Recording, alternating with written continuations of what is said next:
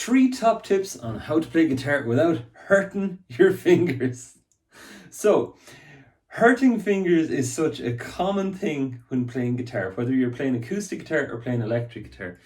In this lesson, in this video, I'm going to bring you through my 3 top tips after 10 years of teaching on how to stop your fingers hurting so much on guitar, to get by that phase and to get into having more fun on guitar. All right, and stick by to the end. I actually have one bonus tip added in at the real end. It's actually a cool one. So, tip number 1, take breaks and come back to it later.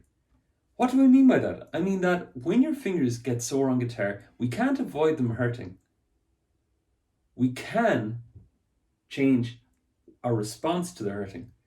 And one of the best ways that I've seen how is to play a minute longer after they start to hurt, then go away, take a break, about 10 minutes, 15 minutes, but come back and play a little bit more.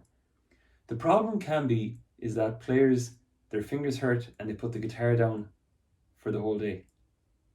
And then they come back the following day, but it's basically sending the message to our fingers of, listen, once we begin to hurt, we'll take a break for 24 hours and we'll come back the following day.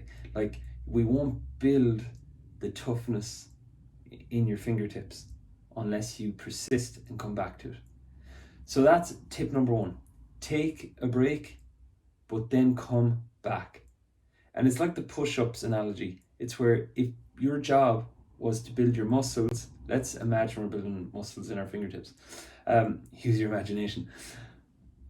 If our job is to press hard and do, let's say, 10 push-ups, and we do 3 and we get tired, well, if you take a break and you come back later on, you might do 4 push-ups, you might do 5. And then when you get tired, take a break and come back, you might get 7 or 8. You know, you keep resting, but coming back and persisting. That's key to this, to getting over the sore fingers phase on guitar. Tip number 2, press down on your strings while you were watching TV. I was saying this to a student lately. We were talking about like their routine, and the problem was they're really busy. They'd sport, they were playing all their instruments, and they'd schoolwork and general life as well. All these things going on. So the whole concept of practicing more guitar and taking breaks was kind of hard for them. Then I asked them a magic question. I was like, hey, do you watch much Netflix? And they looked and they went, yeah, a bit, yeah. And when we sat down and worked it out, they're watching about, I think, 3 to 4 hours of Netflix each week. I suggested that they take their guitar and all they do, they don't strum at all, but just press down on the strings while watching TV, while watching Netflix, while watching a longer YouTube video. The strings will press into your fingers, and your brain won't know the difference whether you're strumming the chord or whether you're just pressing on it. And that way, stop again when they hurt and go back and press again, and you won't be long toughening up your fingers. So that's tip number 2, pressing hard while watching TV. Tip number 3, it's all to do with changing the chords you're pressing down on. Each chord features a set of fingers on a specific set of strings. What do I mean? I mean that when you press on your G chord, like this finger presses down here, this one here, this here. That means that thin little string is cutting into your finger.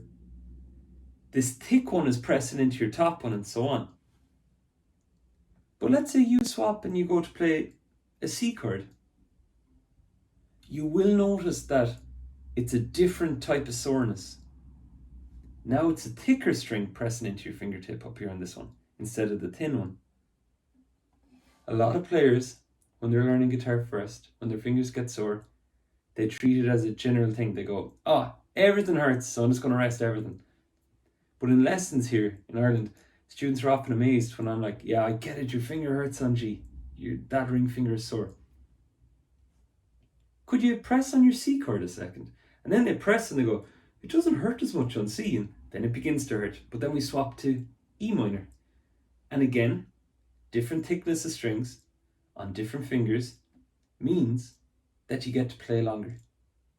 So when you combine this tip with the tip of resting, it can really allow you to play longer, take your rest, but then come back and play smarter. I really hope you're enjoying these tips. And before I share tip number 4, the bonus one, I just want to ask if you're enjoying this and if you're finding it of use and service, if you want to hit subscribe and hit like, it will share this lesson with more students out there. It's helped my own students here in private lessons, and I know it can help other students out on the internet. So thanks for sticking with this so far, and we'll get into our 4th tip. Tip number 4 is a weird one, but it works. If after all this you're trying this and a week or 2 has passed and you're like, oh Dave, my fingers are about to fall off, maybe check the type of strings you're using on your guitar. Strings, I'm not sure if you know this, they come in different gauges, different thicknesses, we'll call it. Some guitars come with gauge 12 strings, which means that they're pretty thick and pretty hard to press on. Gauge 11 is lighter, 10 is lighter again.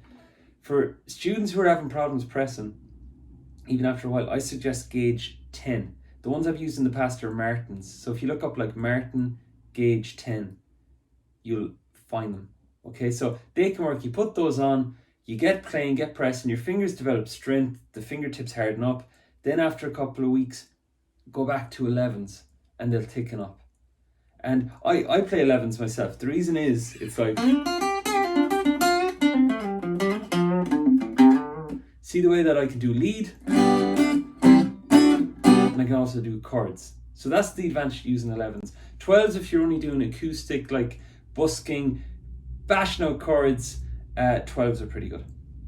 So those are the 3 tips, including the bonus tip, on how to sort out your sore fingers on guitar. I hope you've enjoyed. Remember to like and subscribe, and I'll catch you in the next lesson. You might even want to catch out this next video, which is about to pop up now. Thank you.